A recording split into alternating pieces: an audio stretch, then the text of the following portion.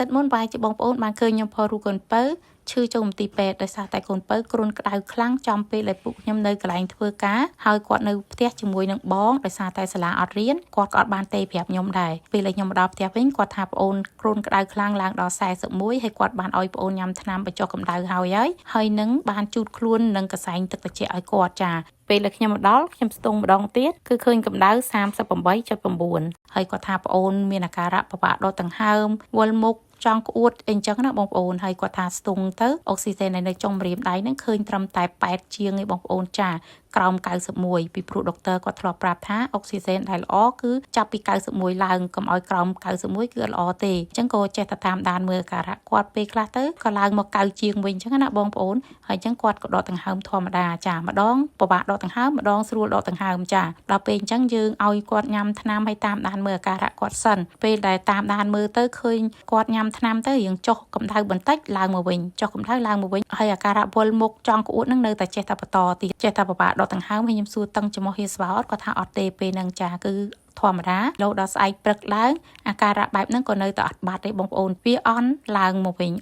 វិញចាហើយអញ្ចឹងទៅគាត់ថាគាត់វល់មុខខ្លាំងមែនតើអញ្ចឹងគាត់ក្អួតផងអីផងអញ្ចឹងណាបងប្អូនចាអញ្ចឹងក៏ពួកខ្ញុំសម្រាប់ចិត្តយកគាត់មកមន្ទីរពេទ្យហើយគាត់ថាចាប់ដើមតឹងចំហហៀស្វាអញ្ចឹងក៏យើងឲ្យគាត់លាងនឹងទឹកអំបិលសម្រាប់លាងចំហទៅគាត់ថាយើងធូរហើយអញ្ចឹងខ្ញុំក៏យកគាត់មកមន្ទីរពេទ្យមកដល់ពេទ្យស្ទង់កម្ដៅទៅ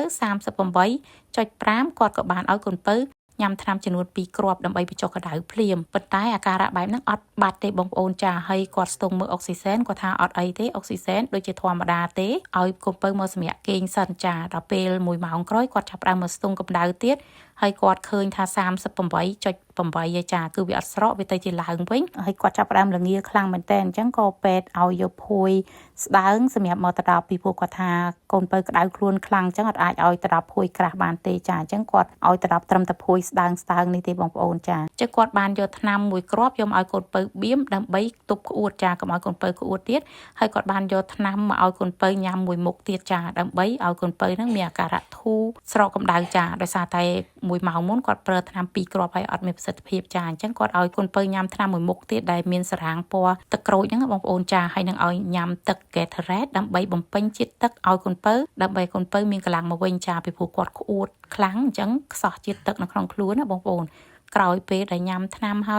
យចាស្ទង់អុកស៊ីហ្សែនអីហើយដុកទ័រពិនិត្យព្យាបាលទៅឃើញថាអាការៈបែបហ្នឹងរៀងបានធូរស្បើយច្រើនអញ្ចឹងក៏គាត់ឲ្យចាំមើលអាការៈមកស្ទុះទៀតពីព្រោះគាត់ថាមួយរយៈនេះក្មេងៗមកមន្ទីរពេទ្យច្រើនមែនទែនគឺមានអាការៈគ្រុនក្តៅដោយកូនពៅអញ្ចឹងបងប្អូនចាអញ្ចឹងគាត់តាមដានមើលហើយឲ្យ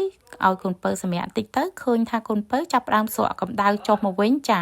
ហើយដកដង្ហើមក៏ចាប់ផ្ដើមមកធម្មតាវិញហើយលែងធ្លាក់ចុះដូចមុនណាបងប្អូនចាលែងឡើងចុះអញ្ចឹងក៏គាត់គិតថាអូខេអញ្ចឹងកូនពៅអាចទៅផ្ទះបានហើយកូនពៅគាត់មុខចាប់ផ្ដើមស្រស់ស្រាយចាប់ផ្ដើមអីអញ្ចឹងគាត់ចាប់ផ្ដើមចង់ទេទូរស័ព្ទទៅប្រាប់បងប្រុសដែលនៅផ្ទះចានិយាយជាមួយបងប្រុសគេពេលដែលគេមានអារម្មណ៍ថាធូរហើយគេចាគេនិយាយទូរស័ព្ទទៅរៀបរាប់អាការៈគេប្រាប់ថាគេស្រួលហើយអីហើយអញ្ចឹងទៅគ្រប់សេវាកម្មពិនិត្យព្យាបាលនៅក្នុងមន្ទីរពេទ្យរបស់ប្រទេសកាណាដាគឺ free ទាំងអស់បងប្អូនចាមិនថាមនុស្សធំកូនក្មេងទេគឺ free បងប្អូនមកពិនិត្យព្យាបាលឲ្យតែមានកាតពេទ្យមួយមកចាគឺគ្រប់គ្រាន់ហើយមកដល់ដុកទ័រពិនិត្យព្យាបាលយ៉ាងយកចិត្តទុកដាក់បងប្អូនអត់មានប្រកាន់ថាអ្នកមានអ្នកក្រទេគេពិនិត្យឲ្យយើងគឺស្មើគ្នាទាំងអស់ដោយគ្មានការយកលុយសូម្បីមួយរៀលទាំងថ្លៃដុកទ័រថ្លៃមន្ទីរពេទ្យនិងថ្លៃថ្នាំដែលប្រើប្រាស់នៅក្នុងមន្ទីរពេទ្យគឺ free ទាំងអស់លើកលែងតែថ្នាំដែលយើងទិញសម្រាប់យកមកញ៉ាំនៅផ្ទះតែប៉ុណ្ណោះអាហ្នឹងយើងត្រូវការចេញលុយខ្លួនឯងឬក៏យើងមាន insurance គឺ insurance ជាអ្នកចេញលុយឲ្យអញ្ចឹងណាបងប្អូនចំណែកក្តារដែលកូនពៅកាន់នៅដៃហ្នឹងគឺជាក្តារដែលដុកទ័រទៅសេសម្រាប់រៀបរាប់ឲ្យកូនពៅមកទិញថ្នាំប្រើប្រាស់នៅផ្ទះចាហើយចំណែកថ្នាំមួយគ្រាប់ដែលនៅក្នុងស្បោងហ្នឹងគឺជាប្រភេទថ្នាំដែលការពារក្អួតកុំឲ្យកូនពៅក្អួតអញ្ចឹងសម្រាប់យកមកញ៉ាំនៅផ្ទះចាយកមកបៀមក្រោមដាត